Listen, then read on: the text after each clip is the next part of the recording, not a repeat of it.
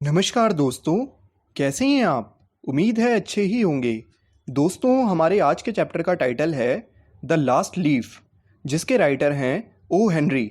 दोस्तों, ये स्टोरी काफ़ी इमोशनल स्टोरी है, तो आइए दोस्तों शुरू करते हैं। दोस्तों, सुई और जॉन्सी नाम की दो यंग आर्टिस्ट थी, जो कि एक छोटे से फ्लैट में रहती थी। ये छोटा सा फ्लैट एक पुरानी बिल्डिंग के तीसरे माले पर था। नवंबर की सर्दियों में अचानक जॉन्सी बीमार पड़ गई। उसको निमोनिया हो गया था। बेचारी जॉन्सी की कंडीशन इतनी ज़्यादा ख़राब हो गई थी कि वो अपने बेड पर सिर्फ लेटी पड़ी थी और वो हिल डुल भी नहीं पा रही थी। बार बार वो सिर्फ अपनी विंडो के बाहर झांकती रहती। सुई, उसकी फ्रेंड, उसके लिए काफ़ी ज़्यादा चिंतित थी। सुई ने डॉक्टर को बुलाया। हालांकि डॉक्टर वैसे कई दिनों से आ रहा था, लेकिन फिर भी जॉन्सी की कंडीशन में कोई सुधार नहीं दिख रहा था। एक दिन डॉक्टर ने सुई को साइड में ले जाके पूछा, क्या कोई ऐसी चीज़ है जो जॉन्सी को परेशान कर रही है? सुई ने बोला, नहीं तो, लेकिन आप ऐसा क्यों पूछ रहे हैं? डॉक्टर ने बोला, ऐसा लगता है जॉन्सी ने जैसे अपना माइंड ही बना लिया है कि वो ठीक ही नहीं होना चाहती। डॉक्टर ने आगे बोला, शायद वो ठीक होना ही नहीं चाहती है, क्योंकि उसके अंदर जीने की इच्छा बिल्कुल ख़त्म हो गई है और ऐसी कंडीशन में दवाइयाँ उसकी कोई मदद नहीं कर सकती। सुई हर कोशिश करती ताकि वो जॉन्सी को आसपास की सराउंडिंग चीज़ों में इंटरेस्ट दिलवा सके। वो उससे कपड़ों और फैशन के बारे में बात करती, लेकिन जॉन्सी, जिसने अपना माइंड मेकअप कर लिया था, वो कोई भी रिस्पॉन्ड नहीं करती। सू अपना ड्राइंग बोर्ड लेकर एक गाने की धुन पर सीटी बजाते हुए जॉन्सी के कमरे में गई। जॉन्सी का मुंह खिड़की की ओर था और वह पलंग पर चुपचाप पड़ी थी। उसकी चादर की एक भी सिलवट नहीं हिल रही थी। यह सोच कि जॉन्सी सो रही है, सू ने सीटी बजाना बंद कर दिया।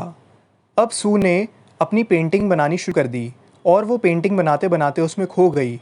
अचानक से उसने एक आवाज़ सुनी। ये आवाज़ दोबारा से आई और वह झट अपना काम छोड़कर जॉन्सी के पलंग के पास गई। जॉन्सी चुपचाप पड़ी थी। उसकी आंखें पूरी तरह खुली थी। वह खिड़की के बाहर टकटकी लगाए ताक रही थी और उल्टी गिनती गिर रही थी। 12, उसने कहा। फिर कुछ देर बाद 11, फिर 10, 9, 8, 7।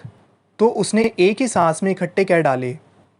अब सू भी ध्यान से खिड़की के बाहर देखने लगी। आखिर जॉन्सी क्या गिन रही है? बाहर एक छोटा सा मैदान था और उससे 20 फीट की दूरी पर दूसरे घर की एक ईंट की दीवार थी।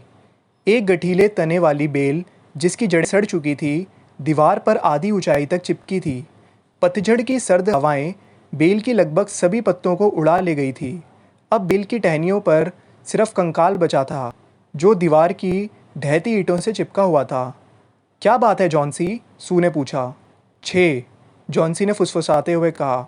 अब वे तेजी से चढ़ रहे हैं। 3 दिन पहले लगभग 100 थे। उन्हें गिनते गिनते मेरा सर चकरा गया था, परंतु अब गिनना आसान है। लो, एक और गिर गई और अब केवल 5 बची है। 5? क्या? कुछ तो बताओ जॉन्सी।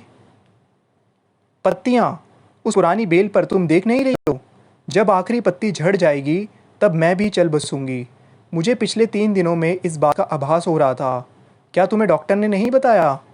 मैंने इस तरह की बकवास पहले कभी नहीं सुनी, सू ने ऐतराज के लहजे में कहा। इन बूढ़ी पत्तियों का तुम्हारी तबीयत से क्या लेना देना? मुझे याद है कि ये बेल हमेशा से तुम्हें बहुत प्यारी लगती रही है, पर तुम इतनी पागल तो मत बनो। अभी सुबह ही डॉक्टर ने मुझे बताया कि तुम्हारे अच्छे होने की संभावना है। ये एक अच्छी संभावना है। थोड़ा सा सब्र करो और ये सूप पियो। और मैं अब अपनी पेंटिंग पूरी कर रही हूँ ताकि मैं उसे बेचकर तुम्हारे लिए कुछ अच्छा खाना और वाइन ला सकूँ। अब तुम और वाइन मत लाना, जॉन्सी ने खिड़की के बाहर झाँकते हुए कहा। लो, एक और पत्ती और गिर गई। अब केवल 4 पत्तियाँ ही बची है। मैं अंधेरा होने से पहले आखिरी पत्ती को गिरते हुए देखना चाहती हूँ, फिर मैं चली जाऊँगी। मेरी प्यारी जॉन्सी, सू ने झुकते हुए कहा, तुम मुझसे वादा करो कि तुम अपनी आंखें बंद रखोगी और जब तक मैं काम कर रही हूँ तब तक खिड़की के बाहर नहीं झाँकोगी। मुझे ये पेंटिंग कल तक पूरी करके देनी है। चित्र बनाने के लिए रोशनी चाहिए, नहीं तो खिड़की का पर्दा मैं गिरा देती। जॉन्सी ने अपनी आंखें मूंदते हुए कहा। उसका चेहरा एकदम सफ़ेद था और वह किसी मूर्ति की भांति शांत पड़ी थी। वह बोली, मैं आखिरी पत्ते को गिरते देखना चाहती हूँ। मैं इंतज़ार करते करते थक गई हूँ। मैं सोचते सोचते भी थक गई हूँ। मैं अब दुनिया की हर चीज़ के साथ अपनी जकड़ और लगाव ढीला करना चाहती हूँ और फिर मुक्त होकर उन सभी सूखी पत्तियों की तरह तैरते हुए धीरे धीरे नीचे और नीचे गिरना चाहती हूँ। थोड़ा सोने की कोशिश करो जॉन्सी, सू ने कहा। मैं ज़रा बैरम को बुलाती हूँ क्योंकि मुझे एक मज़दूर की पेंटिंग बनानी है और मैं चाहती हूँ कि बैरम कुछ देर तक मॉडल जैसा खड़ा रहे। मैं बस 2 मिनट में आई, तब तक तुम बिल्कुल हिलना नहीं। दोस्तों, यहाँ पे बैरम एक बूढ़ा पेंटर था जो उसी मकान में निचली मंजिल पर रहता था। लगभग कोई 60 साल का होगा वो। उसकी लंबी दाढ़ी थी। बैरम एक पेंटर था और वो 40 सालों से पेंटिंग कर रहा था, लेकिन उसका सपना था कि वो ज़िंदगी में अपना एक मास्टरपीस बनाए। सू ने बैरम को जॉन्सी के बारे में पूरी बात बताई कि कैसे पत्तियों के गिरने के साथ साथ जॉन्सी की ज़िंदगी भी ढल रही थी।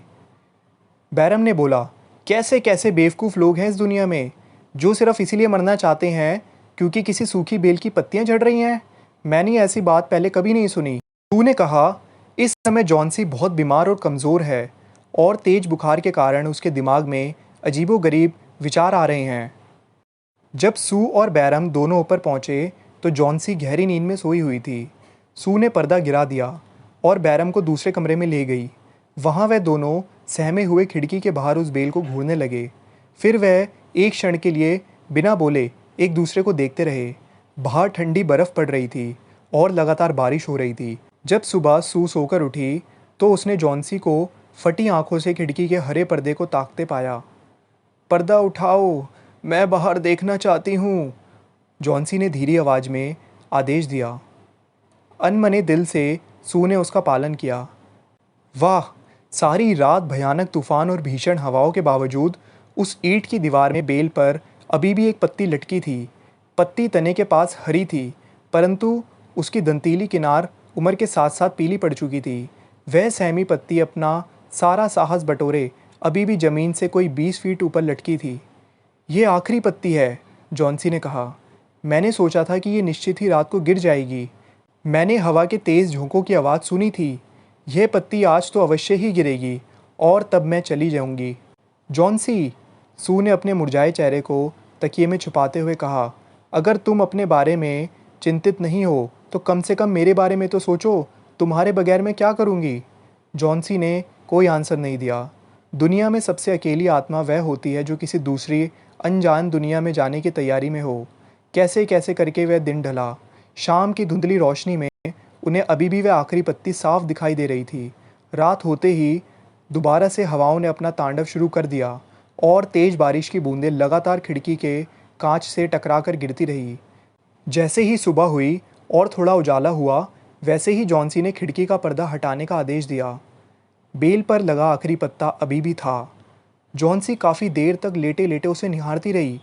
फिर उसने सू को बुलाया, जो कि चौके में गैस पर चिकन सूप बना रही थी। मुझसे बहुत बड़ी गलती हुई है सू, जॉन्सी ने कहा। न जाने क्यों वह आखिरी पत्ती अभी भी वहाँ है।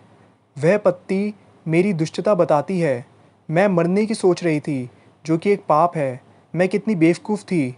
अब तुम मेरे लिए एक थोड़ा सा चिकन सूप ले आओ और साथ में एक कप दूध भी। हाँ, उससे पहले ज़रा आईना तो देना। फिर मेरी पीठ के पीछे कुछ तकिए की टेक लगा दो, जिससे मैं तुम्हें खाना बनाते हुए देख सकूं। शाम को जब डॉक्टर आए तो सू उन्हें दरवाजे तक छोड़ने आई। अब जॉन्सी की कंडीशन में इम्प्रूवमेंट है, डॉक्टर ने सू से हाथ मिलाते हुए कहा। अगर इसकी अच्छी देखभाल होगी तो ये अवश्य जीत जाएगी। अब मैं नीचे जा रहा हूँ, जहाँ एक और मरीज़ को देखना है। वो एक बूढ़ा आदमी है, शायद उसका नाम बैरम है, शायद कोई आर्टिस्ट है। उसे अभी भी निमोनिया हो गया है। उसकी हालत बहुत ज़्यादा क्रिटिकल है और उसके बचने की कोई उम्मीद नहीं है। उस शाम जब सू जॉन्सी के पास गई तो वह पलंग पर बैठी इत्मीनान से ऊन का एक मफलर बुन रही थी। सू ने अपना हाथ उसके कंधे पर रखा। मुझे तुम्हें कुछ बताना है, उसने कहा। बैरम का आज अस्पताल में निमोनिया से देहांत हो गया। वह केवल 2 ही दिन बीमार रहा। मकान के चौकीदार ने पहले दिन सुबह बैरम को उसकी कोठरी में तकलीफ़ से तड़पते हुए देखा। बैरम के कपड़े और जूते एकदम गीले पड़े थे और बर्फ़ की तरह ठंडे थे। किसी को कुछ नहीं पता था कि वह उस तूफ़ानी रात में कहाँ गया था। फिर उन्हें एक लालटेन मिली जो तब भी जल रही थी। वहाँ एक सीढ़ी भी मिली जिसे अपनी जगह से सरकाया गया था। उन्हें पेंट करने के कुछ ब्रश भी इधर उधर बिखरे हुए मिले और एक प्लेट भी मिली जिसमें हरा और पीला रंग मिला हुआ था। जॉन्सी, अब जरा तुम खिड़की के बाहर उस आखिरी पत्ते को देखो। क्या तुम्हें कभी हैरानी नहीं हुई कि वह पत्ता इतनी तेज हवाओं में भी क्यों नहीं हिलता या फड़फड़ाता है? मेरी प्यारी जॉन्सी, ये आखिरी पत्ता, ये लास्ट लीफ बैरम का मास्टरपीस है। उसने उसे उस रात को पेंट किया जब बेल का आखिरी पत्ता नीचे झड़ चुका था। तो दोस्तों, यहाँ पर स्टोरी ख़त्म होती है। उम्मीद है आपको इस वीडियो का एक्सप्लेनेशन समझ में आ गया होगा। आपसे मिलेंगे अगली वीडियो में, तब तक के लिए देखते रहिए खेल खेल में ज्ञान।